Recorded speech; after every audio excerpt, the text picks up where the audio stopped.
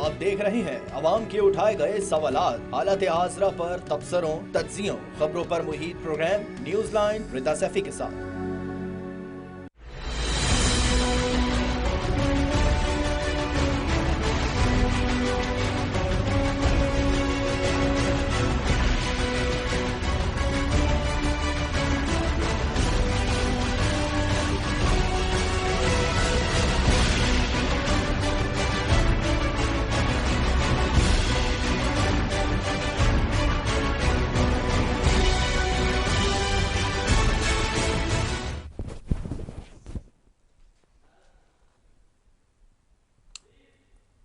अस्सलाम वालेकुम, मैं हूँ रिदा सैफी। नाजरीन, पीडीएम ने पीपल्स पार्टी के लॉन्ग मार्च की हिमायत कर दी है। दूसरी तरफ इमरान खान को बतौर वजीर आजम तकरीबन अब 4 साल बर्दाश्त करने वाली ऑपोजिशन अब इमरान खान को घर भेजने की तैयारी जोरों शोर से कर रही है और उसका शाखसारा ये कि आज पीडीएम ने भी इसकी हिमायत कर दी है।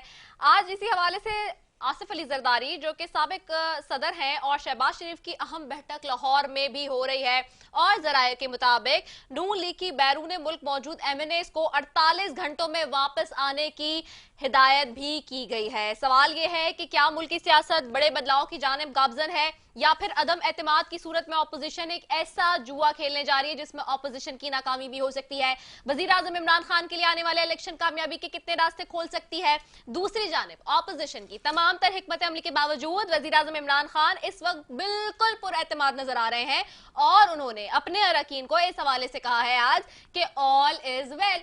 सवाल यह है कि क्या सच में हुकूमती खेमों में ऑल इज वेल का माहौल है या फिर अदम एतमाद के मुकाबले में खुद एतमादी का एक तासुर दिया जा रहा है। इस सारी चीजों पे बात करेंगे। दूसरी तरफ जी आज पीएफयूजे जो है वो पीका के हवाले से कोर्ट चली गई है जी और खास तौर पे पीएफयूजे इस हवाले से तमाम ही तर वैसे तो सहाफती हलकों में और ऑपोजिशन के हलकों में और मुख्तलिफ इदारों हलकों में ये गूंज है कि जी ये जो पीका का कानून आया है वो नहीं आना चाहिए था। पीका ऑर्डिनेंस जो है वो गलत तरीके से लाया गया है, गैर कानूनी है और इसीलिए इस्लामाबाद हाई कोर्ट में आज उसे चैलेंज भी कर दिया गया है।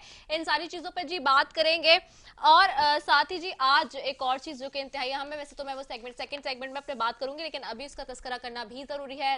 रद्दुल फसाद ऑपरेशन को जी 5 साल मुकम्मल हो गए हैं और उन तमाम गाजियों और शोहदा को जो रद्दुल फसाद में पेश रहे उन सबको आज हमारे प्लेटफॉर्म से जी हम सुर्ख सलाम पेश करते हैं।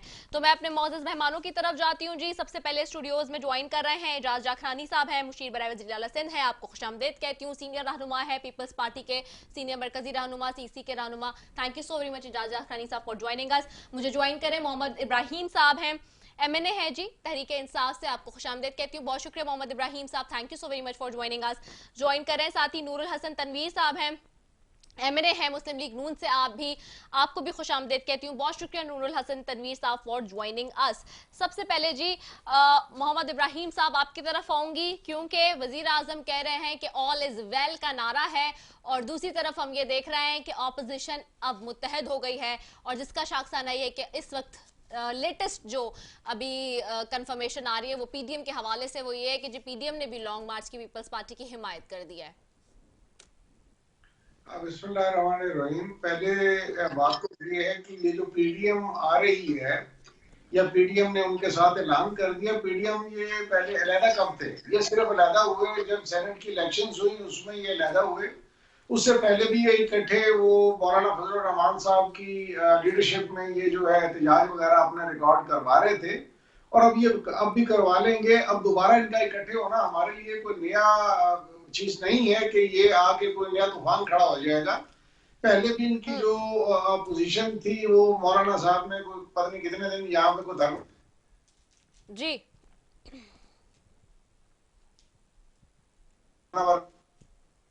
जी पे बेसिकली वो अपनी क्रेडिबिलिटी खो चुकी है। पाकिस्तान के लोग जो है इनको फॉलो करने के लिए तैयार नहीं है, वरना ये कब का सड़कों पे आके और लोगों को निकाल के ये बहुत कुछ कर चुके होते हैं। बिलावल साहब ने शुरू में जो है अपना वो ट्रेन मार्च से ये सफर शुरू किया था कराची से, तो वो शाम को जो है बेचारी खवातीन जो है वो एहतजाज कर रही थी कि जी हमें 2000 रुपए पर डे के हिसाब से कहा गया था और वो भी नहीं मिले। और मौलाना के जब उन नौजवानों को जो पीले कपड़े पहन के खड़े हुए थे पूछा गया कि जी क्या आप किस लिए आए हैं यहाँ पे, तो उनको बताया गया कि जी यहाँ पर कुफर की हुकूमत आ गई है। ये मुख्तलिफ हीले बहानों से करके तो लोगों को निकालने की कोशिश कर रहे हैं, लेकिन इसमें इनको कामयाबी नहीं मिलने वाली, क्योंकि 35 साल और जी वो अवाम के सामने है। कौन सा ऐसा नया फार्मूला है जो ये लेके आएंगे या ये जाके गंगा नहा के आए हैं कि अब ये आके मुल्क के लिए तो बेहतरी कर लेंगे। पहले 4-4 महल बार बनाए थे तो 20-20 बना लेंगे, इससे ज्यादा ये कुछ करने के मकसद इनका आपको मकासद नहीं है। इसलिए पाकिस्तान के लोग इनको वैसे ही जो है 2023 में मुकम्मल तौर पर इंशाल्लाह रद्द कर देंगे। ठीक है, एजाज रखानी साहब आपकी तरफ आऊंगे। एजाज रखानी साहब, अब तो पीडीएम ने भी हिमायत कर दी है आज, और जरदारी साहब की एक और मुलाकात जी इस वक्त बैठक हो रही है। जराए बता रहे हैं जी कि शहबाज शरीफ से उनकी मुलाकात चल रही है। दूसरी तरफ अब जो मौलाना साहब से मुलाकात हुई उसके बाद हमने एक स्ट्रेटेजी देखी है कि नून लीग ने तो कह दिया कि जी बैरून मुल्क मौजूद एमएनएस को 48 घंटों में वापस आने की हिदायत भी कर दी है, और कहा है कि जी कोई मुल्क से बाहर नहीं जाएगा। पीपल्स पार्टी अब आगे का क्या लाएमल बना रही है? बिस्मिल्लाहिर्रहमानिर्रहीम। Thank you Rida. सबसे पहले मैं ये बताना चाहता हूँ कि पाकिस्तान पीपल्स पार्टी हमेशा जमहूरियत पे यकीन रखती है और चाहती है कि कोई भी गवर्नमेंट, इलेक्टेड गवर्नमेंट आए, वो अपने पूरे 5 साल पूरे करे। लेकिन एक तो ये जिस तरीके से आए हैं, ये सारी दुनिया को बताया ये इलेक्टेड लोग नहीं हैं, सिलेक्टेड लोग हैं, और इनको हमने बर्दाश्त किया। और यहाँ तक कि अब बर्दाश्त की पैमाना ख़त्म हो गया। अब इनको बर्दाश्त नहीं किया जा सकता। बर्दाश्त इसलिए नहीं किया जाता कि जो उन्होंने वायदे किए थे, जो उन्होंने रियासत मदीना की बात की थी, वो रियासत मदीना कहाँ गई? इन्होंने नौकरियां देने की बात की थी, घर बनाने की बात की थी, रोज़गार देने की बात की थी। ये कहा था कि बाहर से लोग आके यहाँ नौकरी करेंगे पाकिस्तान में। वो तो गया, कहीं नजर नहीं आ रहा। लेकिन यहाँ जो लोग थे, जिनकी नौकरियां दी, जो गरीब थे, उनसे उनकी रोजी छीनी गई। आप देखें कि जिस तरीके की महंगाई हुई है, ये तारीख में कभी इतनी बड़ी महंगाई नहीं हुई। जिस तरीके से कर्जे लिए गए हैं, इस तरीके से कभी तारीख में, पाकिस्तान की तारीख में इतने ज्यादा कर्जे नहीं लिए गए। तो अगर ये इससे ज्यादा अब रह गया तो ये मुल्क को जिस तरीके से लेके जा रहे हैं, फिर आने वाले लोग इसको संभाल नहीं सकेंगे। तो इस वजह से चेयरमैन बिलावल भुट्टो साहब ने लॉन्ग मार्च का ऐलान किया, और अल्हम्दुलिल्लाह उसकी जो रिस्पांस मिल रही है, बहुत ज़बरदस्त रिस्पांस मिल रही है। हज़ारों लोग उसके साथ निकलेंगे यहाँ सिंध से, और जब वो पंजाब में दाखिल होंगे, आप देखेंगे कि इस्लामाबाद पहुँचने से पहले पहले बहुत कुछ हो जाएगा इंशाल्लाह ताला। तो ये जो बिलावल साहब ने जो कॉल दी है, वो पाकिस्तान पीपल्स पार्टी के लिए नहीं दी, किसी पार्टी के लिए नहीं दी। उन्होंने ये कॉल दिए आम लोगों को लिए, गरीब लोगों को लिए, जिनसे रोजी छीनी गई है, जिनसे रोजगार छीना गया है। आजकल लोगों को रोजगार नहीं मिलता। जिस तरीके से इकोनॉमी की हालत है, जिस तरीके से डॉलर की उड़ान हुई है, जिस तरीके से रुपया डिवैल्यू हुआ है, उस वजह से ये कॉल हुई है। तो ये आम लोगों की कॉल है, ये गरीबों की जंग है जो बिलावल साहब लड़ने जा रहे हैं। मैं शुक्रिया अदा करता हूँ पीडीएम का कि उसने भी आज साथ देने का ऐलान किया। खुश शुक्रिया अदा कर रहे हैं पीडीएम का। ठीक है, मैं आपकी तरफ आती हूँ चौधरी तनवीर हसन साहब। मुझे बताइएगा चौधरी तनवीर साहब, आप लोगों ने स्ट्रेटेजी दे दी है, मेरा सिर्फ एक ही सवाल है आप तमाम लोगों से, और मैं वो पिछले हफ्ते से पूछ रही हूँ कि वो लोग तहरीक अदम एतमाद लाने के लिए बड़े लाडले हो गए, जिनको आप लोग माफिया कहते थे, चोर कहते थे अवाम की नजर में, उन्होंने खून पिया हुआ था अवाम का, और आप ये हमेशा हमें बताते रहे, और वो मुख्तलिफ स्ट्रेटजी में माजी के आप सबके चला चुकी हूँ पिछले 2 हफ्ते के अंदर अंदर। अब सवाल ये कि उन्हीं के साथ मिलकर जो ये स्ट्रैटेजी बनाई जा रही है, डू यू रियली थिंक कि तहरीक अदम एतमाद कामयाब होगी? क्योंकि पाकिस्तान की सियासी तारीख उठा के देखें तो तहरीक अदम एतमाद कभी हमें वजीर आजम के खिलाफ कामयाब होती हुई ऐसे नजर नहीं आई है। थैंक यू वेरी मच जी कि आपने अपने प्रोग्राम में मुझे इनवाइट किया। अर्ज ये है कि इस वक्त जो सूरत हाल है वो है, सबसे पहले हम कहते हैं जी पाकिस्तान, हमें पाकिस्तान अजीज है, और पाकिस्तान के बाद हमारे अवाम जो हैं उनके मफादात और उनकी हालत ज़ार है। इस वक्त जो इमरान इकरामुल्लाह नियाज़ी साहब जब तशरीफ लाए थे, जो उन्होंने कौम को सब्ज़ बाग दिखाए, वो झूठ साबित हुए हैं, वो लुग़ब हैं, वो जनाब झूठे वादे हैं। अभी तक उन्होंने कोई ऐसा काम नहीं किया जिससे आवाम के लिए कुछ सुकून का बायस बनते। दूध और शहद की जो नहरें उन्होंने बहाने का वादा किया था, उसमें वो टोटली तौर पे फेल हो गए हैं। चाहिए तो ये था कि कहते थे कि अगर वज़ीर आज़म में शर्म और हया हो तो वो जान छोड़ दे जब अवाम उसको इमरान खान गो के नारे लगाए। अब तो पूरा पाकिस्तान इसके लिए नारे लगा रहा है। तो जो अपोजिशन होती है उसने अवाम की अमंगों के मुताबिक चलना होता है। वो ये नहीं सोचती जी मुझे फलां चूंकि पार्टी के लोगों ने मेरे साथ ये राब्ता रखा, फलां ने ये रखा, तो लिहाजा अब हम रूठ के बैठे रहें और जितना मौजूदा हुकूमत है वो जुल्म करती रहे, सहती रहे। ऐसी बात नहीं होती। लिहाजा रिकनसाइल किया जाता है। तो रिकनसाइल किसके लिए करते हैं हम? अपने मुल्क के लिए, अपनी कौम के लिए। तो अब रिकनसाइल करने पे ये ऐसे है। हम तो सुबह से लेके शाम तक एमक्यूएम को कहते हैं, हम कहते हैं काफी को कहते हैं कि आपकी जिम्मेदारी भी उतनी ही है जितनी इमरान खान की है। उसके बाद अब इमरान की जो पूरी जमात है उसके इनसाइड जो सूरत हाल है वो भी, उसमें भी लोग परेशान हैं। इन लोग, ये सियासी लोग हैं, इन लोगों ने अवाम में जाना होता है वोट के लिए। अब आप देख लें कि जितने भी ज़िमनी इंतखाबात हुए हैं, जहां पे भी जब भी ये अवाम के पास वापस गए हैं, अवाम ने इनको रसवाई के साथ के अलावा कुछ नहीं दिया। इनको हजीमत हुई है, ये हारे हैं। आप बल्दियाती इंतखाबात जो केपी में है वहां पे इसका बेस था, वहां पे जो है ये हारे हैं। जितने ज़िमनी इंतखाबात कौमी असम्बली के हुए हैं, सूबाई असम्बली के हुए हैं, मासवाए एक सीट के, कि 29 के करीब टोटल सीट्स 4 साल में इन्होंने इलेक्शन में गए हैं, सारी की सारी ये हार गए हैं। वो ये अवाम का गमो गुस्सा है इनके लिए। अवाम जो है अपना जो हादजार है उसके बाद बयान कर रहे हैं कि इससे हमारी जान छुड़ाएं। तो फिर ये सियासी जमातों की सबसे पहले जिम्मेदारी बनती है। यही पीपल्स पार्टी कर रही है, यही मुस्लिम लीग नून कर रही है, यही मौलाना फजलुर रहमान कर रहे हैं। और इंशाअल्लाह ताला मेरा नहीं ख्याल कि इस दफा जो है फेल होंगे। इस दफा जो है वो इंशाअल्लाह पहले ये भी एक हिस्ट्री बन जाएगी, ये भी एक हिस्ट्री बन जाएगी। अगर इस दफा कामयाब होते तो ये भी एक तारीख में लिखा जाएगा।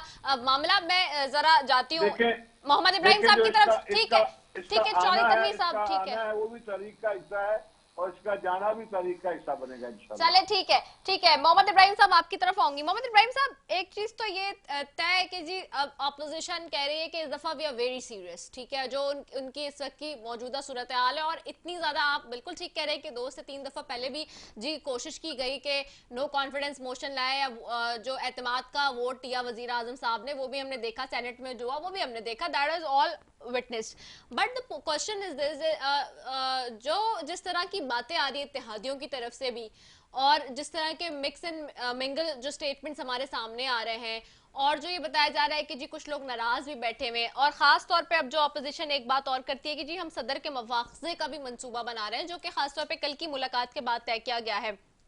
तो ये जो सारी सिचुएशन है इसमें, और इस वक्त उन लोगों से बात करने की बात की गई है जो पीटीआई के नाराज अरकान हैं, और डेफिनेट सी बात है नाराज अरकान हर जमात के साथ होते हैं और मसले मसाइल होते हैं।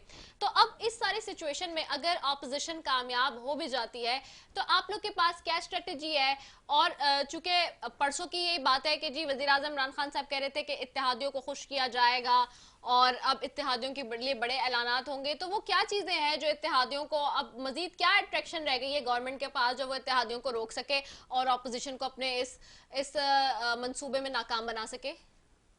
पहले तो मैं अपने दोनों ऑनरेबल पार्टिसिपेंट से ये रिक्वेस्ट करूंगा कि आपको पूरा जमहूरी हक हासिल है कि आप तहरीक अदम एतमाद लेके आए, और अगर आप नाकाम होते हैं तो खुदा के लिए फिर पाकिस्तान की जान छोड़ दें। मकसद है, मैं इन 2 जमातों की बात नहीं कर रहा, मैं इन 2 अपने ऑनरेबल मेंबर्स की बात कर रहा हूँ। मेरा मकसद इनकी लीडरशिप से है। इन 2 खानदानों ने इस मुल्क पर पिछले 50 साल से जिस तरह से ले दे करके, जो अंग्रेज का कानून था, जो अंग्रेज की सोच थी कि बड़े शरीर से जो कुछ मिलता है उठाओ और उसको ले जाओ ये अपने लंदन और ग्रेट ब्रिटेन।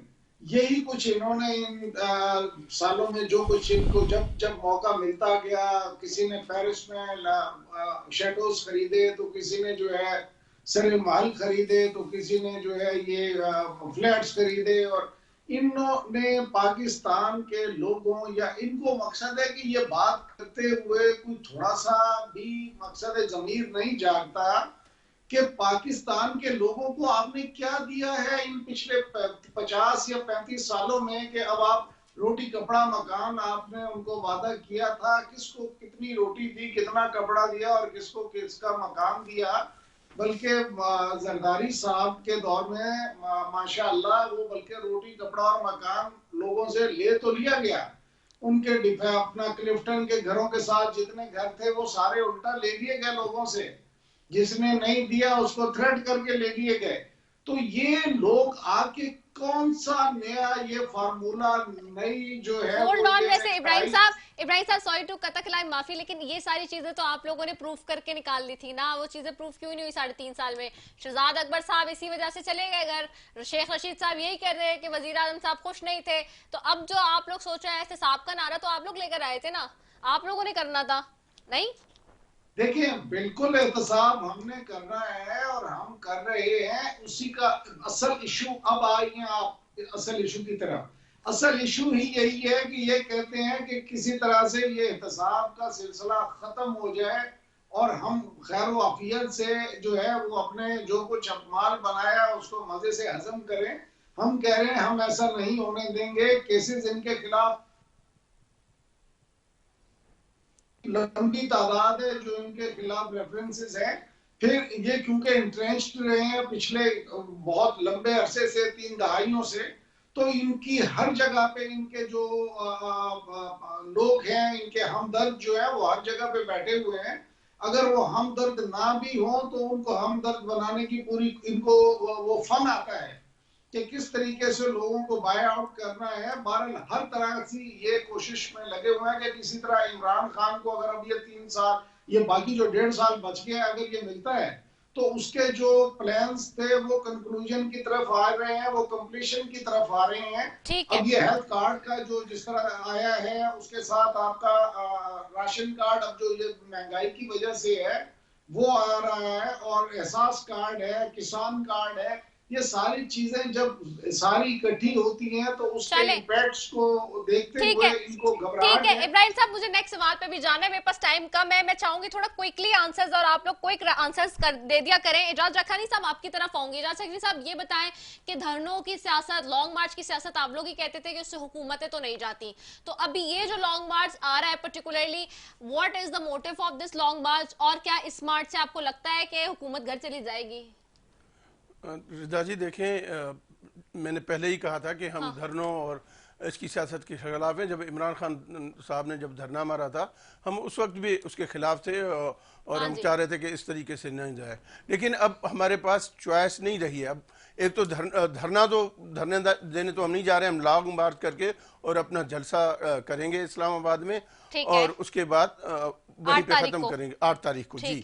और जहां तक मेरे भाई ने अभी बातें की हैं और एहतसाब की बातें करते हैं कि एहतसाब के लिए हम कर रहे हैं, 3.5 सालों में तो आप यही कहते रहे एहतसाब एहतसाब एहतसाब। आज तक तो आपने कोई चीज किसी के लिए प्रूव तो कर नहीं सके। आप बातें करते हैं कि ये एहतसाब की बात हम भी कहते हैं कि एहतसाब होना चाहिए, लेकिन एहतसाब अक्रॉस द बोर्ड होना चाहिए, एहतसाब सबका होना चाहिए, एहतसाब सिर्फ अपोजिशन का नहीं होना चाहिए, एहतसाब सिर्फ पीपल्स पार्टी का नहीं होना चाहिए, एहतसाब उन लोगों का भी होना चाहिए जिन्होंने चीनी स्कैंडल किया था, एहतसाब उन लोगों का भी होना चाहिए था जिसने गैस स्कैंडल किया था, एहतसाब उन लोगों का भी होना चाहिए था जिसने आटा स्कैंडल किया, और एहतसाब उन लोगों का भी अब भी होना चाहिए जिन्होंने किसान के जो यूरिया था उसको इतना महंगा कर दिया कि लोग फसल काश्त नहीं कर सके, खास करके गंदम की फसल। तो एहतसाब की बात करते तो एहतसाब तो सबका होना चाहिए। आप लोग एहतसाब की बात करते हैं, फिर आके किसी न किसी एक को सूली पे चढ़ा देते हैं और फिर वही अंदाज चला जाता है। आप जाके परफॉर्मेंस पे लोगों को इनाम देते हैं, आप अपने वजीरों को इनाम देते हैं कि उन्होंने नंबर 1 परफॉर्मेंस किया, और कुछ ऐसे वजीर जो सीनियर हैं और फॉरेन मिनिस्टर हैं उनको तो कहते हैं कि उनका कोई परफॉर्मेंस नहीं है। तो बातें तो आप जिस तरीके से हुकूमत चला रहे हैं ये मजाक है, आपको कोई एक्सपीरियंस नहीं है, आपको पता नहीं है कि हुकूमत कैसे चलाई जाती है। ये क्रिकेट का मैच नहीं है कि आप जिस तरीके से हुकूमत को चला रहे हैं, आप हुकूमत को हुकूमत करने का आपको पता ही नहीं है। आप लोग आए हैं और इस मुल्क को जिस तरीके से आप लेके जा रहे हैं तो पॉइंट ऑफ नो रिटर्न पे ले जाना चाहते हैं। इसलिए ये लॉन्ग मार्च का मजबूर होकर हमने ये लॉन्ग मार्च की आवाज़ दी, और ये लॉन्ग मार्च इसलिए कामयाब होगा कि हर तबके का बंदा, वो मजदूर हो, वो ज़मींदार हो, वो ताजिर हो, वो मिडिल तबके का बंदा हो, वो लोअर तबके का, हायर तबके का, हर किस्म के लोग परेशान हैं। जिसकी जो बिजनेस है सबके बिजनेस ठप लगे पड़े हैं। तो हर किस्म के लोग इंशाल्लाह इस लॉन्ग मार्च में हिस्सा लेंगे, क्योंकि ये लॉन्ग मार्च का नाम हमने दिया है। कितने लोग निकालेंगे इस लॉन्ग मार्च में? इस लॉन्ग मार्च का नाम है अवामी लॉन्ग मार्च। अवामी लॉन्ग मार्च। अच्छा, इस अवामी लॉन्ग मार्च में अंदाजन कितने लोग निकालेंगे? कोई अंदाजा नहीं है, ये हजारों में होंगे। जहां जब पहुंचेंगे इस्लामाबाद तो लाखों में हो जाएंगे इंशाल्लाह। लाखों में होंगे लोग, सही है। मैं आपकी तरफ आ रही हूँ जी, चौधरी तनवीर साहब। चौधरी तनवीर साहब, एक तरफ मुआवजे की बात हो रही है सदर के खिलाफ भी, दूसरी तरफ चले ये तो अपोजिशन का मामला है जो कि अपोजिशन एक के बाद एक इस वक्त मौजूदा सियासी सूरत हाल में मुलाकातें करके अपनी स्ट्रेटेजी बना रही है। दूसरी तरफ एक और मामला है जी, पीका का कानून, और उसमें हुकूमत ने 2 कवानीन मंजूर कराए ना सदारती ऑर्डिनेंस के जरिए।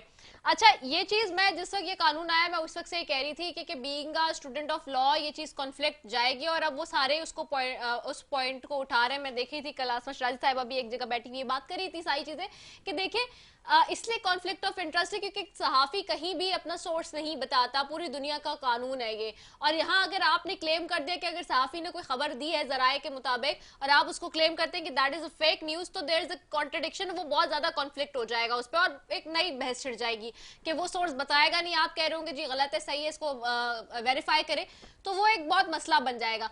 तो अब सवाल ये, और हमारे जैसे माशरे में हम देखते हैं कि टोटल 5% तो शायद खबरें गलत हो सकती है, झूठी हो सकती है, लेकिन 100 में से 5% ये रेशो है, इतना ज्यादा रेशो नहीं है। अब आप लोग इस पे क्या राय रखते हैं? क्योंकि मरीम नवाज साहिबा ने कहा था कि वजीर आजम इमरान खान साहब ने जो ये कानून बनाया है वो उन्हीं के खिलाफ जो है वो इस्तेमाल होगा, तो आप लोग क्या जाएंगे इसको चैलेंज करने के लिए? जैसे यूसुफ रजा गिलानी साहब कह रहे हैं कि जी चैलेंज करने जा रहे हैं, आज PFUJ ने इस्लामाबाद हाई कोर्ट में इसको चैलेंज कर दिया है। ये दोहरफी बात है कि ये बिल्कुल चैलेंज करेंगे हम भी, और मुस्लिम लीग नून भी इसको चैलेंज करने जा रही है। अगली बात जो ना वो ये है कि हमारे भाई जो है ना, ये जो हमारे मोहतरम इब्राहिम अपना मोहतरम जो PTI से हैं, जी जी मैंने, हाँ जी जी बिल्कुल, आपके साथ पार्लियामेंटेरियन है जी, बिल्कुल जी, इनसे आप कोई बात पूछ लें, हम इनसे पूछते हैं भाई आटा क्यों महंगा हुआ, भाई चीनी क्यों महंगी हुई, भाई दियात क्यों महंगी हुई, भाई जनाब आपकी परफॉर्मेंस सही नहीं है, आप लोग झूठ बोलते हैं, आप लोग जो है ना आपने कहा था 1 करोड़ नौकरियां देंगे, आपने कहा था कि जी 50 लाख घर देंगे, आपने ये कहा था। हम इनको ये कहते हैं कि आ जाते हैं जी वो जी मियां नवाज शरीफ की बात करते हैं और जनाब कहते हैं जी कि अपना हमारे ऊपर इल्जामात लगाते हैं।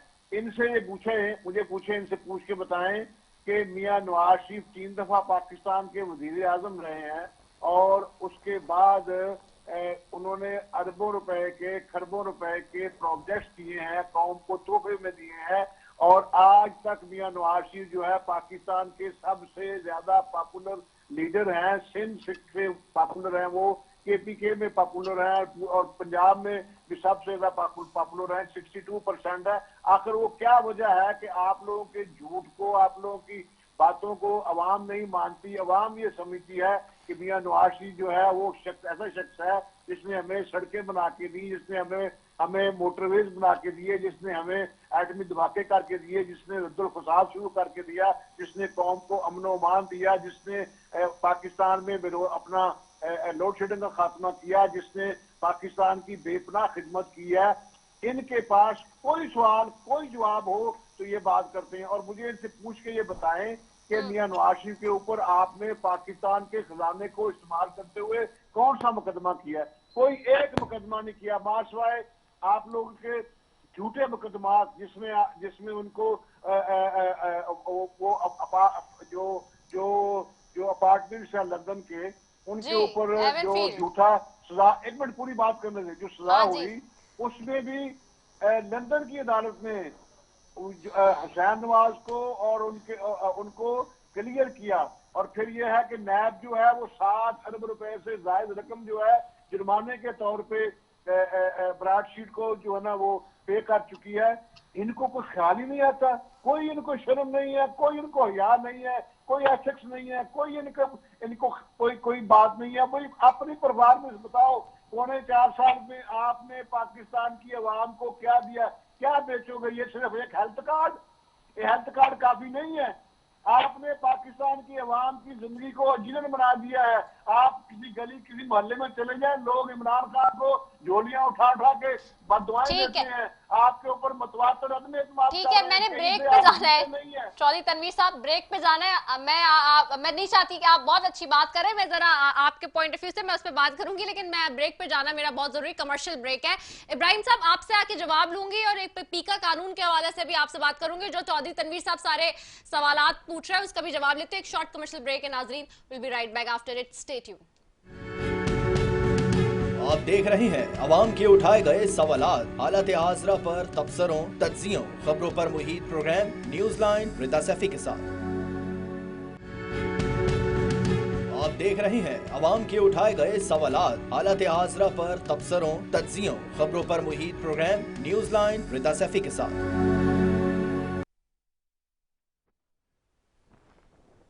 वेलकम बैक नाजरीन। और जी बात हो रही थी पीका कानून के हवाले से बात करूंगी, और एक लंबी तवील फहरिस्त जो है ना वो तनवीर साहब बता रहे थे और उन्होंने चार्जशीट लगाई है जी हुकूमत के खिलाफ। जरा मोहम्मद इब्राहिम साहब की तरफ ले जाएं जी मुझे वापस। मोहम्मद इब्राहिम साहब, ये जो चार्जशीट पेश कर रही है नून लीग, इसके ऊपर जरा बात कर ले। और एक चार्जशीट हमारी भी है जी, पीका कानून आप ले आए, इतना पैसा लगा के 22 करोड़ की आबादी में इलेक्शन कराए गए, तो पार्लियामेंट को सुप्रीम होना चाहिए था, कानून वहां से पास होने चाहिए थे। ये क्या कि एक शख्स के थ्रू ऑर्डिनेंस आ जाता है और बगैर उस पर डिबेट पे, कल भी जो है वो ज्वाइंट एक्शन कमेटी जो है क्या कहते हैं सहाफियों की, उन्होंने वॉकआउट कर दिया फवाद चौधरी साहब की मीटिंग से।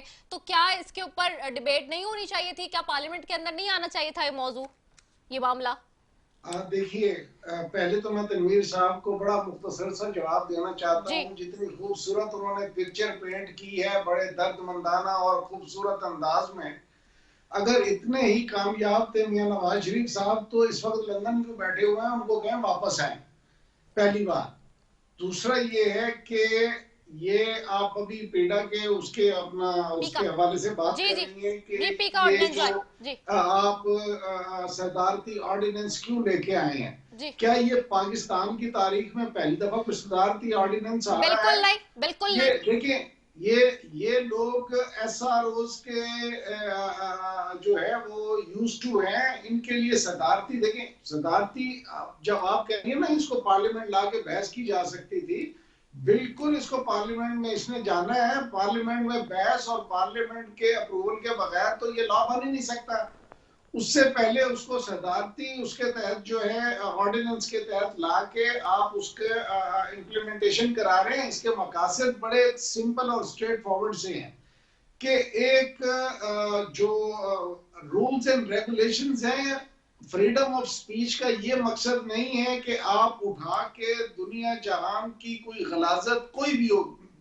मेरी मिसाल ले लें कि मैं टीवी को इस्तेमाल करते हुए किसी ऐसे सेगमेंट फ्रॉइड के फॉर एग्जांपल कोट करके कि जी उसने ये कहा था और मैं वो वल्गैरिटी की बातें शुरू कर दूं और फिर कहूं जी मैंने तो बुक कोट की थी, मेरा तो इससे कोई ताल्लुक नहीं है। देखिए, ऐसे नहीं होता। करोड़ों नौजवान बच्चे बच्चियां हमें देख रहे होते हैं, वो हमारे से जो है वो लीड लेते हैं। अब यही इब्राहिम साहब कता कलाम माफी, यही थोड़ा सा सब्र कर लेते हैं।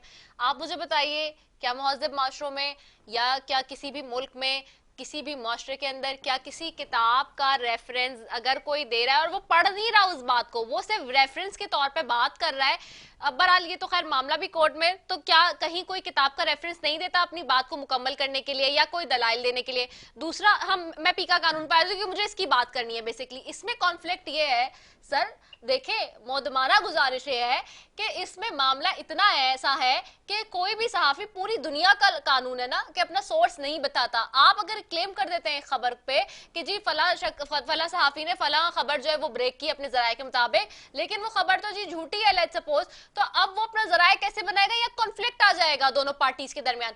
तीसरी बात सुन लीजिए, अगर आप ये कह रहे हैं कि जी झूठी खबर का ही मामला है, तो फिर इस तरह तो आप ही से शुरू कर लेते।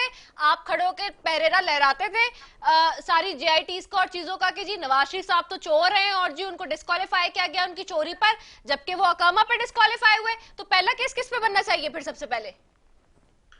देखें, अदालत ने उनको सजा दी है, अदालत से वो सजा भुगतने थे अकामा पे, मगर ये भी बताएं लोगों को पूरी बात।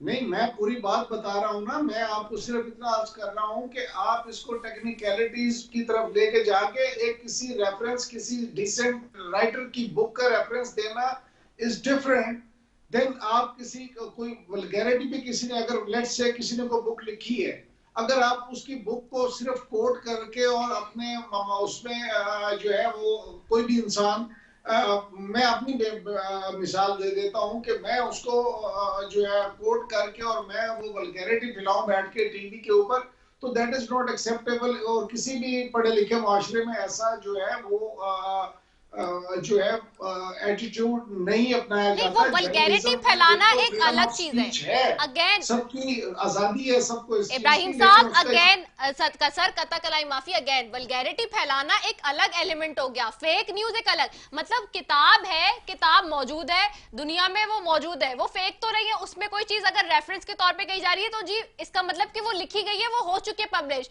देयर इज समथिंग, वो फेक में नहीं आएगा। लेकिन अगर वल्गैरिटी फैला रहे तो उस जमन में आप बिल्कुल उसको गिरफ्तार करें, उसको अरेस्ट करें, उसके चार्ज लगाएं, चार्जशीट बनाएं, वो तो फिर अलग मामला हो गया ना। फेक न्यूज पे आ जाए, मैं तो पीका के कानून पे बात कर रही हूँ, आप उस मामले को इससे ना जोड़ें। हाँ बिल्कुल, मैं आप उसी की तरफ आ जाता हूं।